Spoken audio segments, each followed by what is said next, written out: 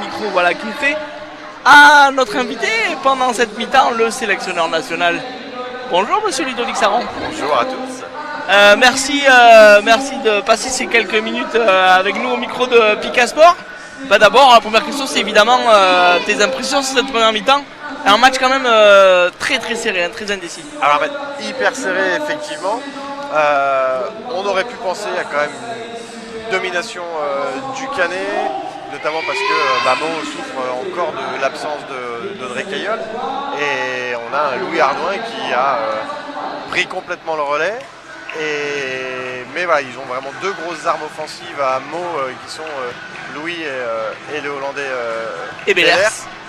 Alors qu'au Canet, on a quand même un peu plus de joueurs avec un gros potentiel offensif. Il y a plus de variété. On aurait pu penser que du coup le Canet allait pouvoir faire un peu parler la poudre. Et pour le moment, Meaux joue bien le rôle, ils tiennent. Et au niveau des fautes, ça reste équilibré. Donc on n'aura pas le même souci entre guillemets qu'au match précédent où rapidement le Puy s'est retrouvé complètement dans l'impossibilité de défendre parce que leurs deux gros étaient à 4 fautes et que là du coup ils étaient juste spectateurs, ils étaient obligés de laisser passer les attaques hirroises. Là on va avoir une grosse deuxième mi-temps et je pense un énorme finish. Ouais, on a globalement le niveau de ce Final Four et le niveau de la saison globale en National a été plutôt bon cette année, notamment les gros cylindrés ont tenu leur rang avec des joueurs français qui s'affirment à l'image de Louis Ardouin qui fait une très grosse saison avec le CSMO. Je pense qu'avec ton rôle de sélectionneur, tu dois être satisfait de voir des jeunes qui répondent déjà très bien à ce niveau-là.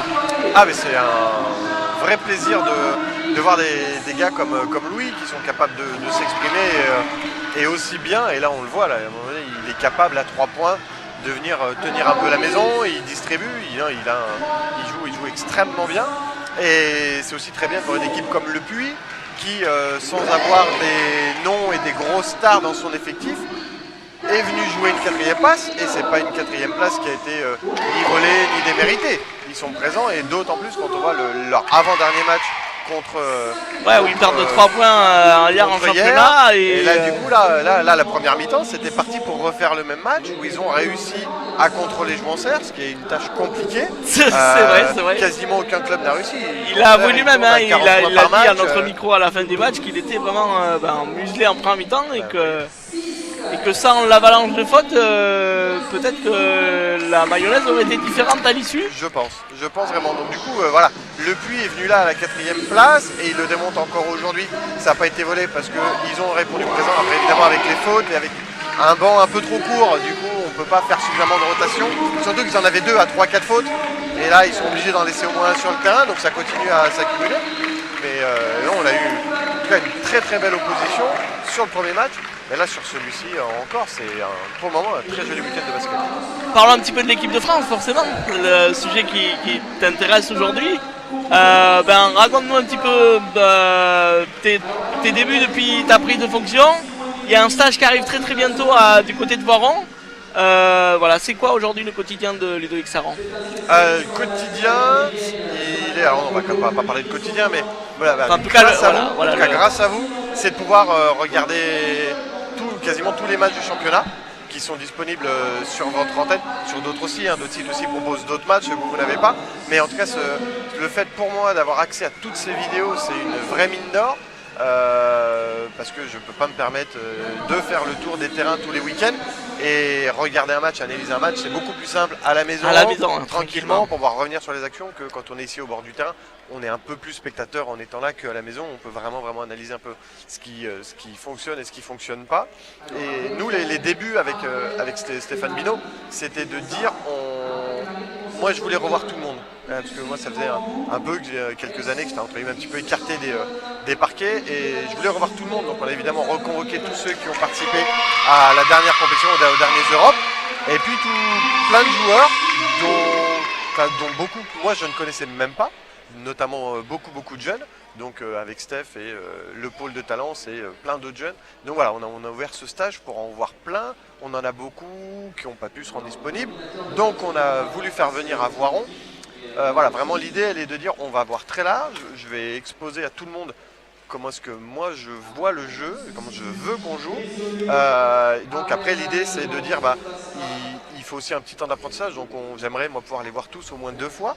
Pour la première fois, je leur explique. La deuxième, maintenant, il va vraiment falloir mettre en application. Comment ils s'appliquent dans le système proposé, bien évidemment. C'est ça. C'est que moi, vraiment, les idées sont assez claires. Donc, si on est capable d'appliquer ce que je demande, c'est cool. Si on n'arrive pas à proposer le jeu que moi j'ai en tête, si les 5 jouent pas ensemble dans le même mouvement, dans le même temps, ça ne marchera pas.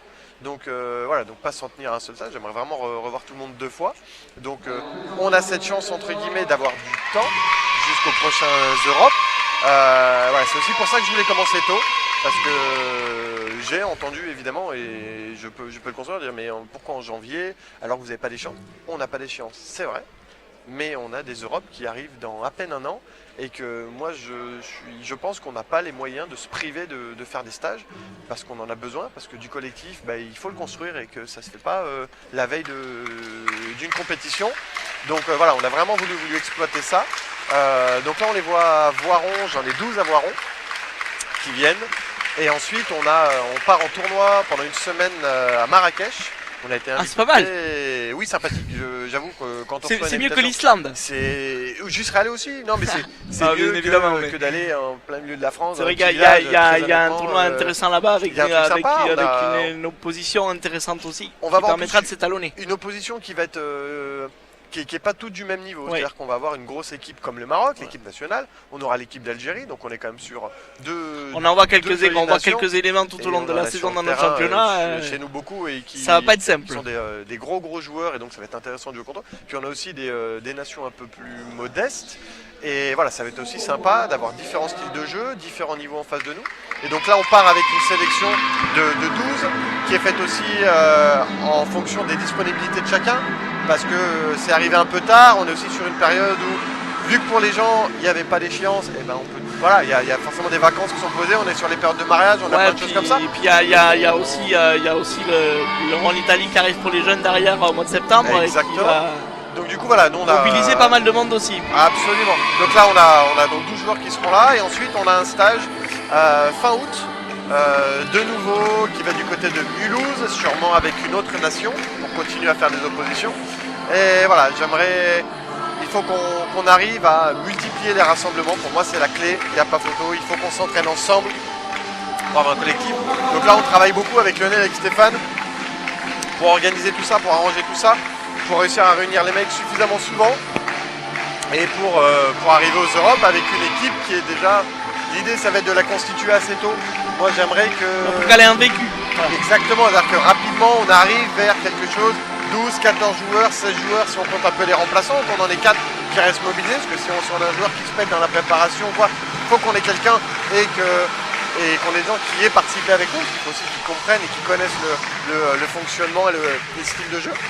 Et pour essayer de voir un peu ce que ça peut donner aux Europes dans un an.